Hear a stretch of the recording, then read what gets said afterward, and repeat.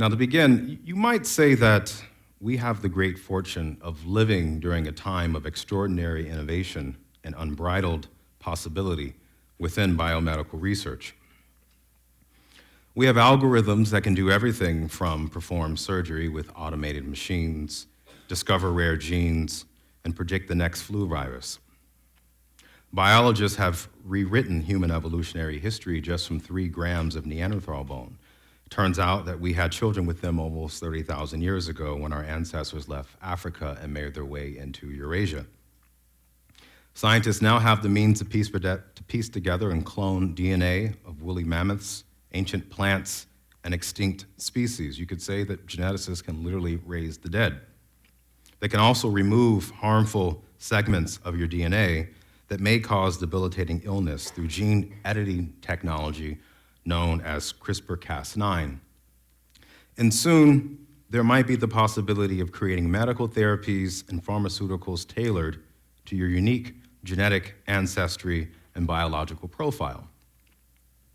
Now, this innovation has ushered in new ideas about how to recover from disease, what humans share with non-humans, how to extend life, and the possibility of a future with less preventable death. And yet, despite what appears to be a new intellectual horizon for biomedical research, we find that scientists remain haunted by ideas born centuries ago, and race is one of these ideas. Consider this recent study. In March of 2015, geneticists working at the Wistar Institute in Philadelphia, which is the country's first independent biomedical research organization founded in 1870, claimed to have found a single gene variant that may explain why African Americans with common cancers are less likely to survive compared to other races. Now, in this study, researchers examined a specific variant in a tumor suppressor gene that, when mutated, is involved in liver, breast, and colon cancer. According to researchers, this variant occurs only in people of African descent and is present in about 2% of African Americans and up to 8% of West Africans. Using a mouse model study, the effects for this particular effects of this variant, researchers found 80% of the specimens who had this gene developed cancer.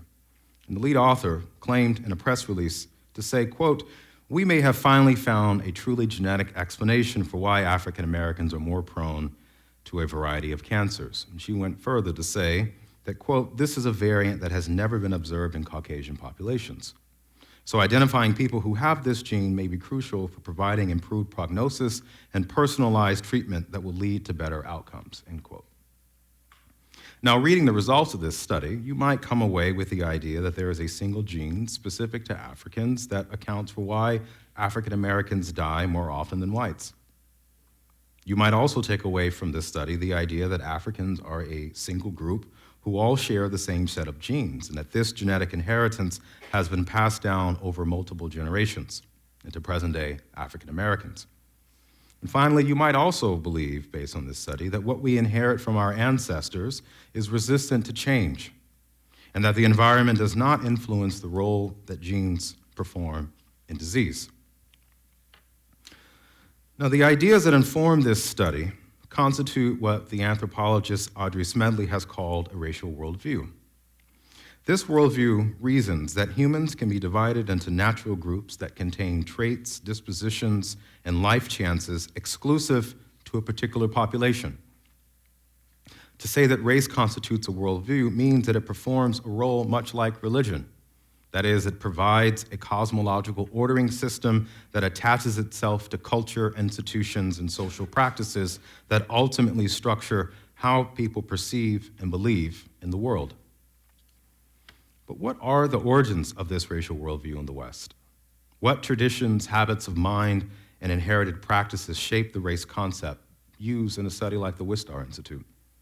Is it scientifically valid to think in these terms? Are there better models? In our time together, I want to provide answers to these questions. Science, like all forms of knowing, is shaped by culture, social practices, and traditions that we inherit from the past. The ideas and beliefs that biologists use to study human life have a history, and this inheritance shapes how we ask questions, it limits what we perceive, and it structures the worldviews created by science. This evening, I want to explain that Christianity has had a profound influence over the development of the race concept within Western biological thought. Modern thinkers have struggled to explain human diversity using inherited cultural assumptions that stem from Christian intellectual history.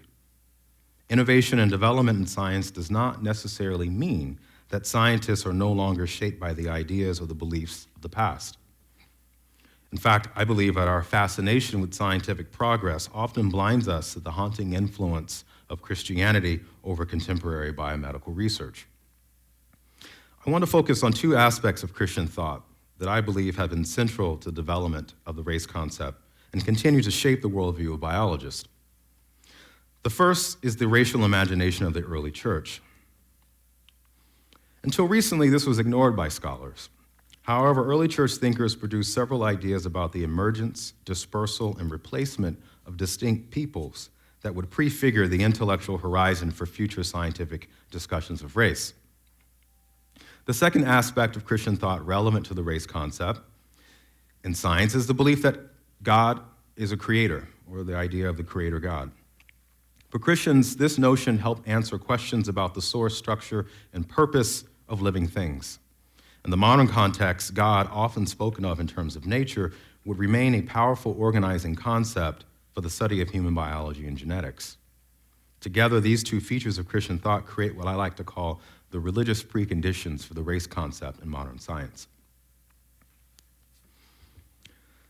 During the 2nd century, the Christian apologist Justin Martyr imagined an exchange between himself and a Jew named Trypho. In this famous dialogue, Justin articulates an early version of what came to be known as the theology of Christian supersessionism. Now, this was the theory that the truth of Christianity supplants the law and knowledge given to the ancient Israelites. In this imagined debate, Justin tries to convince Trypho that Christianity marks a new covenant, superseding God's previous commitment to Israel. Justin writes, "For the true spirit of Israel are we who have been led to God through his crucified cross." Jesus is the Messiah anticipated in the Old Testament, according to this view, and represents for Justin the divine order, or the Logos, consistent with the timeless, rational structure of Scripture. Justin, like many of the early church fathers, conceived of Christianity as a unique form of peoplehood, where the specific social locations of its members were replaced by a more superior social union, also known as the church. This thinking was implicit in the Apostle Paul's letter to the Christian communities in Galatia, where he proclaimed, "There is neither Jew nor Greek, nor slave, nor free, male and female, for all of you are one in Christ." To be Christian, in this view, involved ascending into a boundless cosmological order of bodies. In Justin's imagined dialogue, what was truly an act of self-creation, Gentiles displace the Jews, and in return, Christians come to sit at both the center and the beginning of a truth that accounts for the complete meaning and end of human history. The church, as a chosen population, are central because history is unintelligible without them, according to Christian thought. They sit at the beginning because their emergence as a social body marks a new truth, a revelation that bears on all living souls. Through its supersessionist theology, Christianity assumes the position of a universal account of the origins and the ends of history. Now, in the last decade, there has been a racial turn among scholars who study the origins and development of Christianity. We might think of the work of J. Cameron Carter, Race, a Theological Account, or Willie Jennings' work, The Christian Imagination, which looks at the emergence of racial thinking within the context of European colonization, Geraldine Heng's work, The Invention of Race in European Middle Ages, as well as Kelsey Moss and Jessica Delgado's work on race and Catholicism in the Iberian Peninsula and the Atlantic world. What this turn has done is fundamentally challenge the notion that Christianity is inherently an inclusive community without a racial consciousness. In fact, it shows that there is a racial consciousness that's been central to Christian thought perhaps since the beginning. And when we look more carefully at the history of Christianity, what we begin to see is that race is not just a modern invention. It has antecedent structures that are found in antiquity in the ancient world. Now, Denise Beale's work on 2nd and 3rd century church sources has been particularly important for bringing around this sort of confrontation with Christianity's racial inheritance. Her work reveals that early church followers often spoke with a forked tongue. Christians saw their community being open to all people, universalism, while at the same time described themselves as members of a distinct racial, ethnic, social group. Beale shows that in the Septuagint, which is the Greek translation of the Bible, Christian writers describe themselves using the words genos, ethnos, and laos, terms that have been translated respectively as race, ethnicity, and people. Now, members of the early church used these notions to demarcate who is and who is not a follower of Christ. According to Beale, she explains that the patristic fathers, Justin Martyr as well as Clement of Alexandria, spoke of Christians as being a new race, God's chosen people who can be accounted for through patrilineal descent from Abraham, Israel, or Christ himself. Thus, far from being a community that transcends race, leaders of the early church drew from contemporary racial practices to imagine themselves as an ethnic group with a distinct origin, inherited ancestry, and unique access to salvation. These early racial ruminations were explicit in their opposition to Jewish belonging, and they are the unacknowledged ghosts of Christianity's racial inheritance. It's past denied through a tradition of overstated claims about the universalism of the church. But let's look at this a little bit more carefully. Christianity's interest in its own origins, in its social, spiritual reproduction as a collective body, along with the ancestries of non-people, would inform how scholars in the West represented the world's populations. And we can see this as early as the 6th century in the work of the Spanish archbishop and naturalist Isadora of Sevilla. Now, Isadora is considered one of the fathers of the European encyclopedic traditions of science, literature, and the arts. And during the 6th century, he published a towering encyclopedia which summarized a wealth of classical sources, which includes writings on the origins of words, rhetoric, mathematics, music, cities, animals, and medicine. Isadora's encyclopedia was widely used throughout the medieval and early modern period, with more than 10 editions published between 1472 and 1530 alone. Now, included in his encyclopedia is a description of the earth that uses the biblical story of Noah's 3 sons to frame the intellectual horizon for scholarly thought on the known world and the races within it. Now, this narrative of Noah is arguably one of the most culturally recognizable stories in the West, and is based on the drama that unfolds in the 6th chapter in the book of Genesis. Having created the earth along with its human and non-human inhabitants, God grows disappointed with his creation and decides to cleanse the earth with a global flood. All beings perish with the exception of Noah, his family, and a select pairing of the world's animal species. After the flood, Noah's 3 sons, Shem, Ham, and Japheth, along with their wives, are told by God to repopulate the earth. God also establishes a covenant with Noah's family and their descendants, vowing never to destroy the earth again. Now, the story of Noah not only left an impression on Isidore, but also influenced later scholarly translations of his encyclopedia. Isidore described the earth, for example, as an orb divided into 3 landmasses, which he called Asia, Europe, and Africa. Now, of the surviving copies that we have of the encyclopedia, we begin to see around the 10th century artistic translations of Isidore's description of the globe to create what scholars have called a TO map.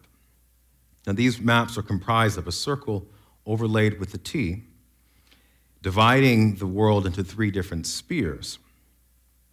The stem of the T was to represent the Mediterranean, and the 2 additional waterways, the Nile and the Don River in Russia, which is also known as the Tanais Rivers. Now, this water divides the world into 3 different continents, which are represented here in these forms, and I'm going to talk about them in just a minute. This rendition here comes from the 10th century, and if you notice really carefully, you can see Asia, Europe, and Africa represented in these 3 different body landmasses, but beneath the continents, you can see the names of Noah's 3 sons. Underneath Asia, there is Shem. Underneath Africa is Ham, and underneath Europe is Japheth. We have here in the middle a 12th century Italian translation. In this particular version, the 3 waterways are represented and the 3 continents are here, but without the explicit reference to Shem, Ham, and Japheth, the 3 sons of Noah. And then finally, we have a 13th century French translation, which again, much like the 10th century version, has the names of Noah's three sons, Shem, Ham, and Japheth, along with the three different continental landmasses.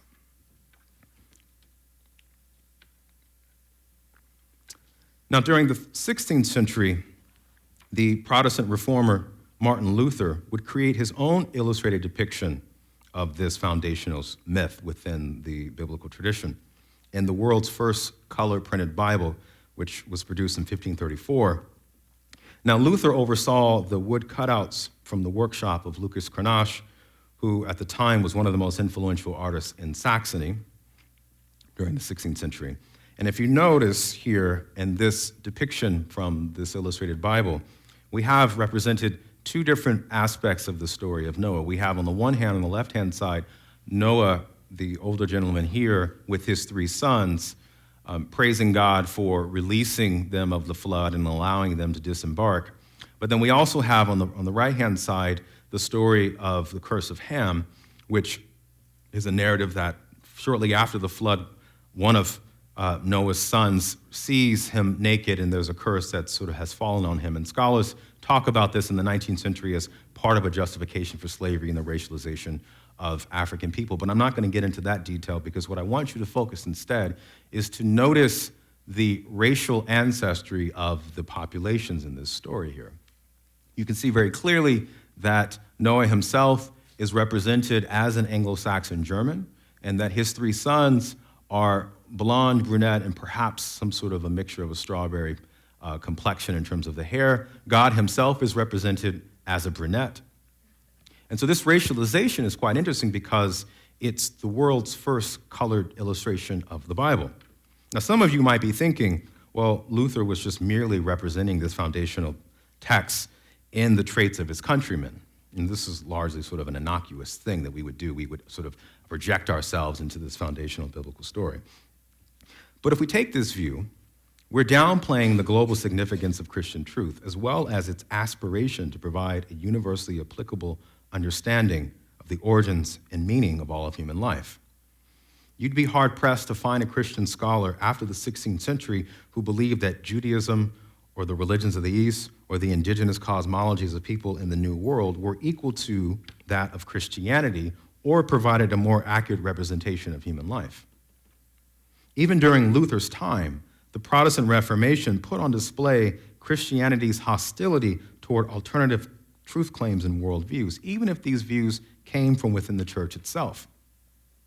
Secondly, when the most important theologian, arguably within the history of modern Christianity, situates Europeans and specifically Anglo-Saxons as the common ancestors to all humans, we should take this seriously.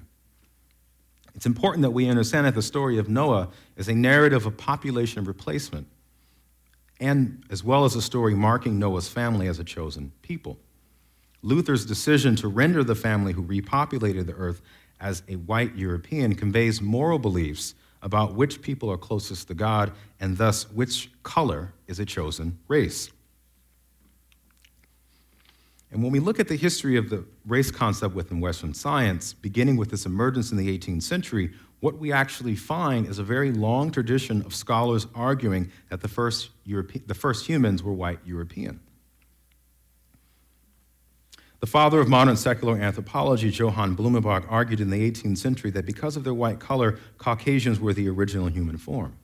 And we have here, this is a diagram of, in Blumenbach's racial worldview, the Caucasian was the original human type, and the other racial groups were descended from this original white form. And part of his justification was that the whiteness of European skin seemed to be plastic in a way that it would allow for the emergence of other racial colors. But the Ethiopian and the Mongolian in his worldview were pigmented in such a way that it would be very difficult for a black person or for a yellow person in his worldview to give birth eventually to a white Caucasian. So in his framework, the European Caucasian was the beginning of human history itself. And variations of this belief would persist throughout the 19th and most of the 20th century, despite Darwin's suggestion that the origins of human and non-human life began in Africa. Yet most paleoanthropologists during the 20th century would turn to fossils in Europe and Asia, which seemed to produce ancient skulls closest to those of contemporary Europeans and sometimes Asians, who were thought to be the most intelligent and advanced of the races. Carlton Kuhn, for example, argued in 1962 that Africans had crossed the threshold to modernity last, Europeans and Asians had gotten there first. This largely Eurocentric view of human origins persisted until a seminal paper published in Science by geneticists in 1987 placed the root of the human species in Africa by studying mitochondrial DNA. Also known as mtDNA, this form of genetic inheritance sits outside the nucleus of our cells and is involved in energy metabolism. We inherit mtDNA from our maternal ancestors, and this form of genetic information, although relatively stable, is subject to mutation. And when mutations occur in the structure of mtDNA, it leaves traces of this change across a reproducing population. This then allows biologists to document the history of human evolution by sampling people around the world and then estimating when new mtDNA forms, known as haplogroups, appeared. Now, when geneticists pioneered this technique in 1987, what emerged was a map of human development that identified a small group of East African women who, roughly 200,000 years ago, provided mtDNA that was the original template for all subsequent mitochondrial groups. This discovery was cast by the popular press as African Eve, and it solidified the notion that anatomically modern humans emerged first in Africa, not in Europe. For most biologists, this would put an end to the pursuit of Europe as the destination of the first anatomically modern humans. So I did not mean to do that. So to demonstrate this, what we have here is L3 and M are thought to be the loci for this initial mitochondrial Eve story. And what this map is showing us is that the subsequent mitochondrial groups that would make their way into the Middle East and then go east into Asia and west into Europe are all derived from this original mitochondrial discovery here 200,000 years ago. And what this map does is it effectively inverses this. Rather than Caucasians being seen as the original human, the population in East Africa, the mitochondrial DNA in these East African women are thought to be the sort of the Eve to all subsequent racial groups based upon mitochondrial evidence. Now, if we use Luther's Bible just as a starting point, we're talking about nearly 450 years of Western thought being possessed by a Christian and ultimately Eurocentric view of human origins. And we could probably push this timeline even further if we take into account Isadora's TO maps. Thus, what begins as Christianity's denial of its Jewish origins and vision of itself as a preeminent social group has evolved into a global vision of human ancestry. Early Christian thinkers provided a template for conceptualizing difference that would later inspire a tradition of racial thought within modern science. The haunting presence of Christianity has been quite powerful, for even after the discovery of mitochondrial Eve, scientists continue to believe that human diversity can be reduced into 3 or 4 original populations. Let's consider some additional contemporary genetic research. In recent years, geneticists have focused their attention on the most geographically separated individuals, and in doing so, have detected what they believe are meaningful genetic differences between groups. Specifically, scientists have sought out SNPs, known as single nucleotide polymorphisms, which are variations in the DNA nucleotide base pair patterns of AT and GC. Geneticists interested in human difference have claimed to have found SNPs unique to each of the 3 major continental populations, Africa, Asia, and Europe, from which contemporary groups have descended. So in this diagram here, what we have here is sort of a representation of 3 humans, and we could think about this as sort of Asians, Europeans, and Africans. And what you have is a kind of pattern of similarity of amino acid base pairs within their genetic structure. And a SNP occurs where in one component of this genetic structure, there is a transition where the 3 different groups don't match. So we can see here in every location here, there's a G, every location here is a C, here they're all A's, but yet at this segment in the genome, we have this population with an A, this population with a G, and this with a T. This is a SNP. And essentially what geneticists are able to do is they're able to quantify the number of these SNPs within a given population, and then from there make claims that you can divide human groups based upon where these SNP variations appear within the genome. Now, this technique, or SNPs, have been used as a kind of technical term for talking about ancestry and formative markers, and they indicate to researchers the racial heritage of contemporary populations. Now, 1 year before the Wistar study that I opened my lecture with, longtime writer Nicholas Wade would publish a book called *And Troublesome Inheritance*. Now, Nicholas Wade is what we would call sort of a popular translator of scientific research, and part of what his responsibility has been in the New York Times is to take these sort of major scientific discoveries and then make them accessible through these popular readings and popular writings. And what Wade did in 2014 is claim to have read the last 14 years of genetic research, which to him was definitive in saying that humans are actually divided into meaningful genetic differences, and that this notion that somehow race is not genetic is political correctness, which is getting in the way of proper scientific research. And I want to sort of look at exactly how Wade believes the data shakes out, because it's relevant to the story that I am telling. For Wade, he argues, and quote, "Human evolution has not only been recent and extensive, it has also been regional. The period of 30 to 5,000 years ago from which signals of recent natural selection can be detected occurred after the splitting of 3 major races, and so represents selection that has largely occurred independent within one another. The 3 principal races are Africans, East Asians, and Caucasians. In each of these races, a different set of genes has been changed by natural selection." Of course, what I'm trying to suggest to you is that this division of humans into 3 different types has not come out of a vacuum, and that part of the cultural history for framing human ancestry in these terms must be thought about in relation to Christian intellectual history. We cannot make sense of why Wade would imagine the world would be divided in these terms without understanding the influence of Christianity in terms of our racial consciousness. But the question, of course, is race a reliable and accurate way to represent human biological difference? And do, in fact, humans sort into distinct, stable groups?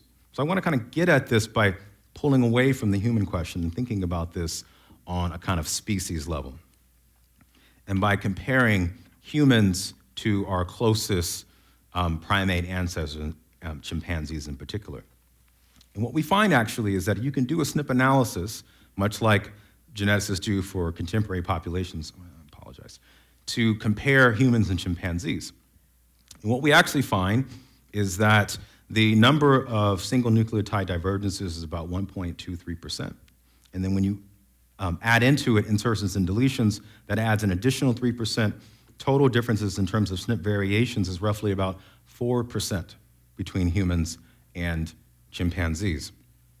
And if you were to graph this using a autosomal gene tree, so this is looking at the chromosomes that are not involved in sex selection, what this tree represents is genetic difference based upon the various species. So for example, humans are here, and we are most genetically distanced in this particular representation from orangutans, but any individual orangutan has this much genetic difference between it. In other words, if you were to take any random 2 orangutans and sequence their genome, you would find a significant amount of genetic variation within them, right? But this genetic difference reduces if you look at the distances between any 2 gorillas randomly sampled. Within comparing to bonobos and chimpanzees, they seem to be genetically more clustered together, but still obviously are genetically more distant than us. Humans, however, have a significant amount of genetic overlap and similarity. If you look at us at a species level, the amount of genetic difference between us is quite marginal compared to other populations. Now, part of this has to do with the fact that these primates are descended from populations that are quite old, and so they have a significant amount of time of having genetic recombination and environmental influence to create the genetic variation we have. Humans are, relatively speaking, a new population in the evolutionary tree. But let's get back to the question of how different are humans from each other. So on average, geneticists know that there's about 0.1% nucleotide diversity between humans, which, if you think about this, this is roughly around 3 million differences in the genome versus 35 million differences between the human genome and the genome of a chimpanzee. So it's quite staggering, right, if we think about this. But another way to represent this is that geneticists use a way to measure differences between populations called a fixed index, or an FST scale. And what this does is it allows for geneticists to look at populations and compare the number of pairwise differences between individuals between different populations, subtracted from the average number of pairwise differences between two individuals within the same population, and then divided this by the average number of pairwise differences between two individuals from different populations. This provides a kind of estimate for the amount of genetic diversity that we see within human groups. When we look at the data, we find something quite interesting. Now, an FST scale, the lowest scale of divergence would be 0, right? And the highest scale would be actually 1.0, right? At 1.0, we're talking about complete speciations between any two given groups or any two different populations. When we look at this, this is a representation of Africans, East Asians, including Chinese and Japanese, are differentiated out, and their comparison between European sub-Saharans and East Africans. At the highest level of genetic divergence, so Europeans and Africans, it's 0.153, nowhere near speciation. Right? If we looked at sub-Saharan Africans and East Asians, it's 0.19. If we look at sub-Saharan Africans and East Asians in China, 0.193. So nowhere near 1.0 or 0.99, or often given the threshold, usually you get speciation around 0.8 or 0.7, but this is quite marginal, right? If you were to look within European groups, Italians and Greeks are almost genetically identical. You can't quite, in this model, represent them in ways that are genetically different. Same for Spanish and the French, okay? But there's another way to look at human genetic diversity using a different statistical method called the principal component analysis. And what this does is it allows geneticists to look at patterns of difference within a given population. Now, a Pca analysis is an unsupervised learning method. And what this does essentially is that it has a computer algorithm where you give the computer a variety of SNPs, and you don't tell the computer ahead of time that this genetic information comes from different populations. And what a principal component analysis does is it uses an algorithm to divide the populations according to a series of structures or principal components that then differentiates the population into any given number of distinctions you might be looking for. So if you told the data set, here are single nucleotide polymorphisms from a large population, I want you to divide it into 3 principal components, the algorithm allows for a division of human groups according to this particular information, but the program itself doesn't know ahead of time what the population is. Now, Sarah Tishkoff, who's an evolutionary biologist who looks at genetic structure, did a remarkable study looking at the principal components of world populations. And what she found is that if you did a principal component analysis at a macro level, so let's say 30,000 feet up, it appears that you can see genetic differences that differentiate Native Americans from Eastern Asians, as well as oceanic populations from Native Americans, which this then follows a kind of evolutionary argument about humans coming from Siberia across the Bering Strait and populating North America. We see a distinction between Western Eurasians and Saharan Africans, African Americans here, and Sub-Saharan Africans in the Hasda who are located in Tanzania, so sort of Southeast Africa. So at 30,000 feet, a principal component analysis will give you world population divisions. But what Tishkoff does, though, is she looks, well, what happens if I just looked at Africans themselves? Now, if Africans were a similar genetic population, okay, where we assume them to be a single group, what we would expect for a principal component analysis is a single cluster with no genetic difference between Africans in the northern part of sub-Saharan Africa or South-Saharan Africa or the West. But in fact, what we find is that African populations at a different resolution divide out based upon where their geographic location is. So the Pygmy cluster in this direction, so they have genetic difference that is different from the Hasda in Tanzania. We have Western and Central Southern Africans being differentiated from those in sub-Saharan Africa, as well as those who have sort of mixed ancestry in the Cape Verdes, as well as Southern Africans. And what this tells us is that given the resolution, you could make superficial arguments about genetic difference at this level, but when you begin to look within populations, a principal component analysis provides another level of looking at that Africans are not all the same genetically. There's a significant amount of genetic distinction between them. But to put this in even more perspective, much of this has to do with the fact of the sheer geography of Africa itself. It's a massive continent with a significant amount of geographic distance between populations in southern Africa, those in the west, and those in the east. And we would expect, with people spread on a continent this large, for there to be significant genetic distinction between these groups, right? And you can think about this conceptually. The size of Africa allows for much of the world's continental masses to be contained within it, right? The other component of the story is that, genetically speaking, African populations are the most genetically admixed, which is to say that they have had the longest history of genetic recombination. And they are the oldest population. They're the most mixed population. Populations within Europe and East Asia are a subset of the genetic diversity that we find within Africa. They are, roughly speaking, new people. So in this framework, what allows us to see is that genetic distinctions within Africa are quite meaningful and quite significant. It's not quite accurate to say an African gene is responsible for a given genetic sort of variant. What part of Africa are we talking about, and at what level of resolution are we looking when we make claims like this? But Tishkoff, again, and others have sort of looked at this data and said, well, could we perhaps do a principal component analysis of Europe? What would Europeans look like if we brought the scale of analysis from 30,000 feet to perhaps just 1,000 feet? What do we actually see?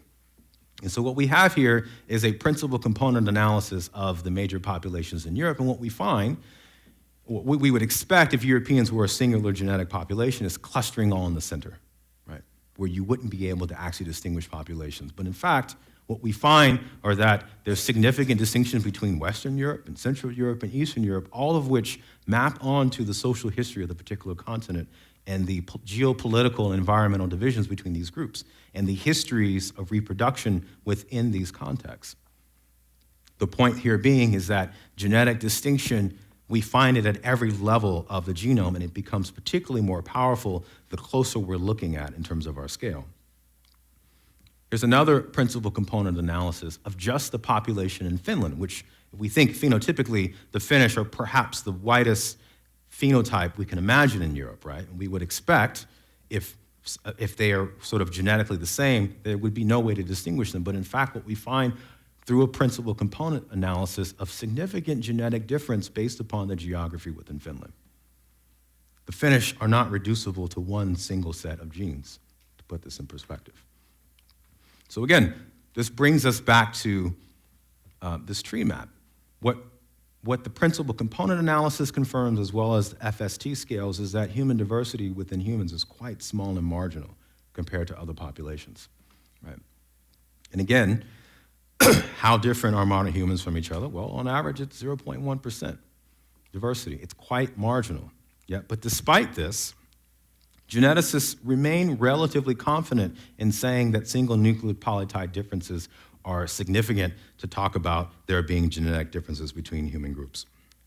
So the Harvard geneticist David Reich, who has pioneered some of the sort of research on ancient human DNA, recently published a book called Who We Are and How We Get Here, and it's sort of an account of the history of ancient genetics and the new science of thinking about human difference.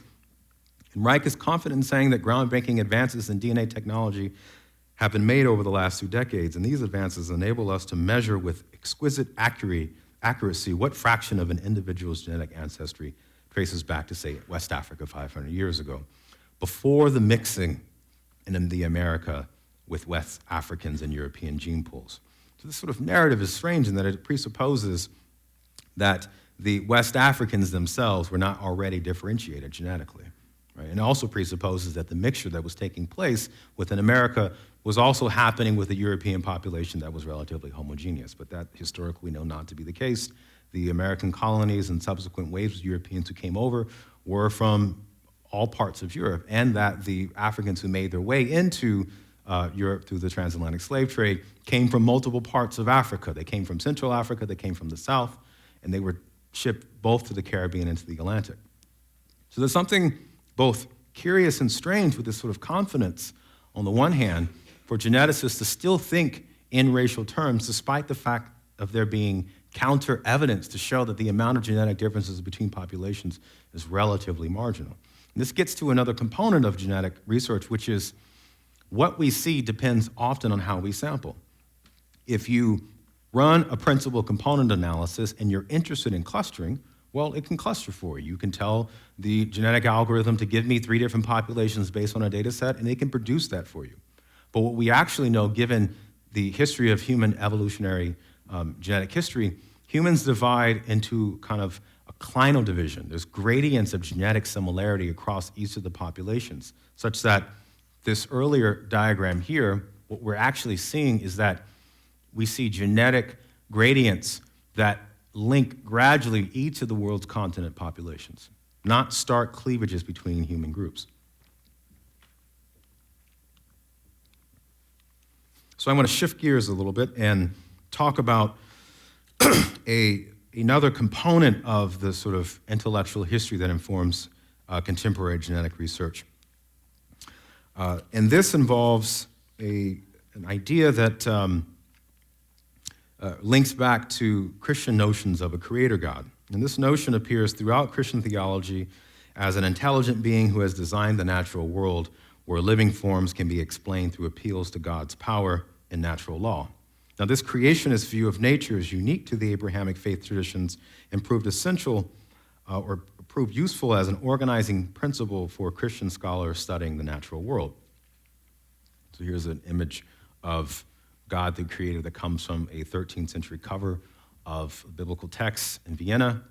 And here also is from Luther's 1534 illustrated Bible of the creation narrative in the book of Genesis. And again, Luther here represents God as Caucasian, and we see Adam and Eve here. Eve is blonde and Adam is a brunette.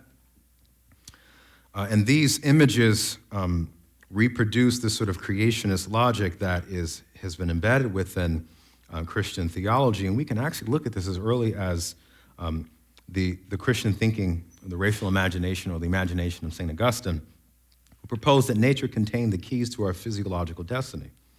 Now, Augustine lived and wrote during the 3rd century in what is now known as Algeria and is considered one of the most important theologians within the pre-modern period.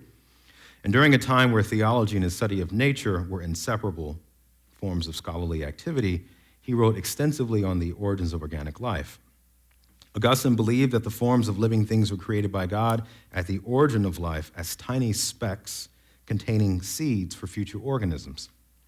Borrowing from the Stoic and Neoplatonist traditions, Augustine called these seeds rationes seminalis, or seminal reasons. We can see here, within this framework, he thought that these elements essentially were the origins for multiple generations of development, and that what these allowed to do was to essentially program within nature the emergence of specific species and forms within the animal and the human world. Augustine's seminal reasons not only specified the type of species, but contains the details of all future beings. He wrote that nothing would have been made had it not been known by him first, him being God, and that all things must exist in places assigned to them by the order of their nature. He argued that, quote, all the organs are latent in the seed, even though at birth some have not yet appeared. On this basis, an infant is already short or tall if he's going to be short or tall. Now, the idea that God determines the destiny of living things also appears later in John Ray's widely influential Wisdom of God Manifested in the Works of Creation, a work that was written in the 17th century but continued to be read among the generation of naturalists who came of age during Charles Darwin. Ray's account of life was premised on the belief that the world was a closed, divinely ordained system, and all beings, he argued, have been conserved to this day in the same state and condition in which they were first made by God. The created world was fundamentally unchangeable because at its inception, God endowed plants and animals with the appropriate traits and attributes that they needed in their indigenous environments. Ray's definition of species, like that of Augustine, preserved the theological notion of determinism, which held that the characteristics of living things were largely predetermined in the seeds of propagation. Now, even though the Enlightenment would eventually push naturalists in the 18th century to move beyond Ray's insistence that nature was inert and essentially unchangeable, what persisted, however, was the idea that the natural world was constituted by creative powers that ultimately determined the traits, behavior, and life chances of living things. Within this framework, nature itself became divinized and would play a central role in the racial imagination and the racial science of the 19th and the 20th century. So, for example, this image comes from the text by Josiah Nott and J.R. Glidden, Types of Mankind, in 1854. And within this diagram, what's represented here is a conception of the world's population, which argues that each of the various racial groups represented up here are found within an environmental geographic context where there's a kind of formal symmetry of the living things in which they are finding themselves in their environment, and that these species of people and animals and plants have been designed since their very beginning to have these distinctions. Now, the polygenists at this time were arguing against the notion of shared common human ancestry, but what's important for this part of our story here is that they presuppose that nature itself had this sort of wisdom to design racial groups with traits that were also found within animals that were indigenous to their environment. God, the creator, would also appear at the inception of genetic science itself at the start of the 20th century with the work of the English biologist William Bateson, who famously recovered Gregor Mendel's experiments on pea pods and charted sort of the theory of biological inheritance. And Bateson was the first to use the concept of genetics to describe the evolving morphology of living things. He compiled evidence from numerous plant species to help generalize Mendel's laws of heredity and hybrid crosses. He would coin the term character unit or factor to represent what was being transmitted from parent to offspring. He believed that physical characteristics traveled in measurable blocks. And this could be proven fairly easily with plant species, but he acknowledged that in humans, the consequences of inheriting a character unit or phenotypic trait may not always be inevitable.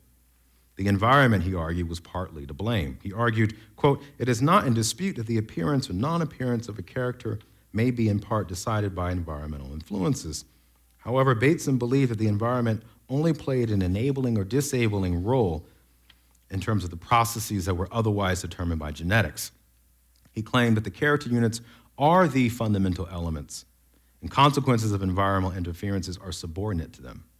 This subordination of the environment to the power of character units would enable a wide range of theories about the transmission of fixed traits and dispositions across racial groups, and this is exactly the type of racialization that would later influence the eugenics movements in its effort to weed out those who were biologically unfit and intellectually inferior. And now we return to the present, where David Reich says the following: recent genetic studies have demonstrated differences across populations, not just in the genetic determinants of simple traits such as skin color, but also in more complex traits like bodily dimensions and susceptibility to disease. For example, we know that genetic factors help explain why Northern Europeans are taller on average than Southern Europeans, why multiple sclerosis is more common in Americans as opposed to African Americans, and why the reverse is true for end-stage kidney disease. But what does it really mean to say that an African allele causes disease or is responsible in some sort of behavioral outcome? Again, coming back to a principal component analysis, if we look at this, the diversity in Africa just does not support this notion that we can have confidence that genetic traits, first of all, from this wide context geographic distribution, could be responsible alone for diseases and differences in behavior, right? And given how we sample and how we look for genetic differences across populations, what we often find is that what assumes to be a homogeneous population breaks down into much more complicated ways. And this diagram on the right is a structural analysis, which is another genetic method used to look at population distinctions. It's also an unsupervised genetic algorithm, would essentially, you tell the algorithm to divide the population in question according to a number of different groups. In this particular case, all the ethnicities are represented down here below in Africa. And in this genetic structure, the geneticist told the algorithm to divide Africa into 10 different populations. Now, if Africans were all genetically the same, what we would expect is that for there to be in every ethnic group an equal proportion of the 10 different populations in question. But what we see instead is that within populations in sub-Saharan Africa, we see aspects of genetic inheritance that also appears here on the far right side in Southern Africa. We see among West Africans genetic information in different proportions to populations that appear in Central Africa. The distribution is not even. This suggests that the genetic difference within Africa is quite significant, and that the division of these groups into peer populations simply doesn't pan out according to their genetic information. Now, this has bearings on other aspects of disease that we often associate with Africans in particular as demonstration that there are sort of meaningful genetic differences across human groups. And one of which is obviously sickle-cell anemia. Now, sickle cell is a blood disease where red blood cells express an abnormal crescent shape. And this is the first inherited disorder caused by a genetic mutation, and it was discovered by Linus Pauling in 1949. Now, sickle cell is caused by one single base pair substitution, or SNP, in the coding region of our genome that creates proteins responsible for carrying oxygen in the blood. If you inherit a copy of this mutation from both of your parents, you'll have sickle cell anemia. Now, Pauling believed that this disease was an African-specific disposition, but researchers later in the 20th century found that the mutation emerged multiple times in different parts of the world independently, which is to say, not from actually reproducing with West Africans. Now, what these regions in the world, and here's a representation of what we call multicentric origins of sickle cell anemia. So we have it here in sort of the southern western part of Africa, but we also have it in the Mediterranean and also in India. So here we have sort of Nigeria and Congo, Angola and Namibia, Uganda. We also have some sickle cell here in Kenya, but it also appears in the Mediterranean, right, with and aspects in the Middle East. So we have here in Greece a heat map. So what this heat map shows is sort of in those regions that are red, we have the percentage of the population that has sickle cell anemia, red being the strongest percentage and green being either absent or very little. Now, if what we would expect, one, if sickle cell anemia was a African-specific gene, we should expect all regions of the continent to be red, but in fact we find significant distribution of sickle cell across the populations. Now, what's interesting is that what geneticists have found is that what all these regions have in common is that they have high rates of malaria and an abundance of freestanding water caused by agriculture. Researchers now know that the likelihood of getting malaria has everything to do with the fact of whether you have an economic system that is dependent on agriculture and therefore creates a breeding ground for malaria and for mosquitoes. And what we now know is that sickle cell emerged in part as a defense against malaria.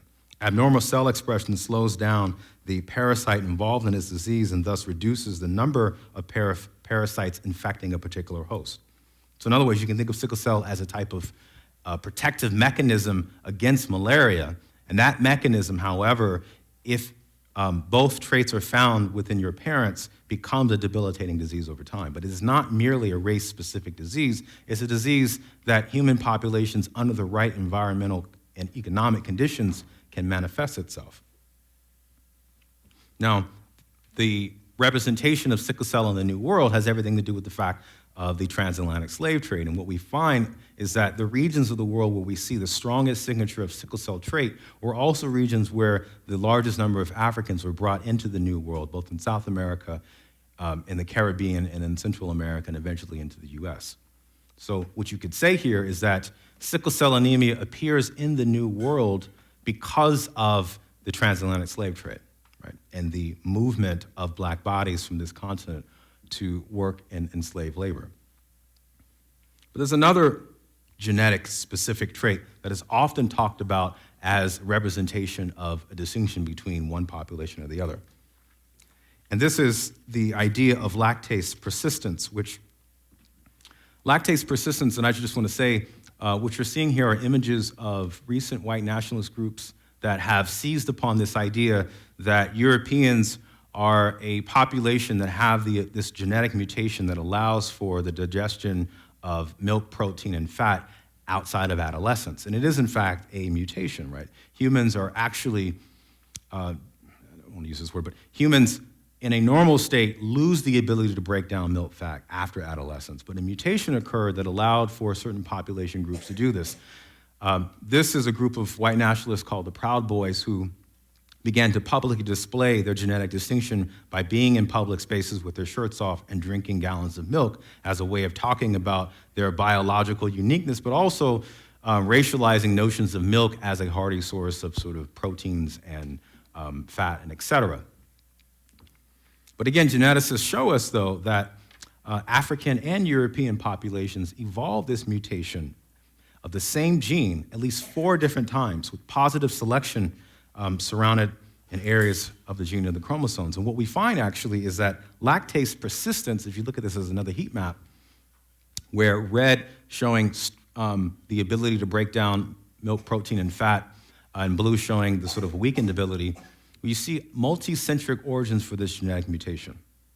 If lactase persistence was a European-specific trait, what we would expect in this heat map is for this entire region to be red and the rest of the world to be blue. But in fact, what we find is that West African populations, populations in the Middle East, those in Southeast Asia, as well as in Europe, have this ability. And what's interesting and what holds all these in common is that often these are populations who were around cattle herding. And what we know is that multiple generations of cattle herders develop this mutation as a result of constant consumption of animal products. So this is not a genetic trait designed by God or nature. It's a genetic mutation that is triggered by the environment, but an environment that is structured by human social activity. This again brings me to both the beginning of my lecture as well as the end of it, and that's the Wistar study. What I want to say is that divinizing nature, or rather, the idea of race-specific genes as the cause of disease persists in the imagination of biologists despite the evidence showing deep genetic variation within so-called racial groups, as well as the global distribution of what are thought to be race-specific traits. This persistence stems from a racial worldview that assumes a creator, either in the form of God, nature, or genetics, ultimately determines who and what we are. But divinizing nature, however, has come at the expense of studying the role of the environment as well as social political relationships in the formation and development of human life. Providing nature with godlike explanatory power has diminished our ability to understand how society shapes genetics. Our perception of human biology is further darkened when paired with ideas about population replacement, distinction between ancestral groups, and the belief that science provides an account of human development free of culture, bias, and superstition. The Wistar Institute, part of its problem is that although it seems to be a project that's trying to make a public health intervention, it's asking the wrong questions about why Black women and Black people die at higher rates of cancer than other people. And what we know from the public health literature and the work of historians of science is that social political factors tied to slavery, Jim Crow segregation, limited access to health care, racialization that takes place within the context of the clinic, nutrition, stress, these are all social factors that are causal in terms of affecting the likelihood of Black people surviving cancer compared to white people. Right? But this nuanced historical social context gets lost if we're only looking for genetic explanations for why we are different. And if we want to understand our role in shaping the life chances of human people, we must exorcise the ghosts that haunt the study of human biodiversity. And I believe this to be the responsibility of the historian of science, the scholar of religion, the critical race theorist, and most importantly, well-informed scientists. Clarity about the deep intellectual traditions that shape contemporary thought and practice might help us overcome the religious pursuit of race within the life sciences. Thank you.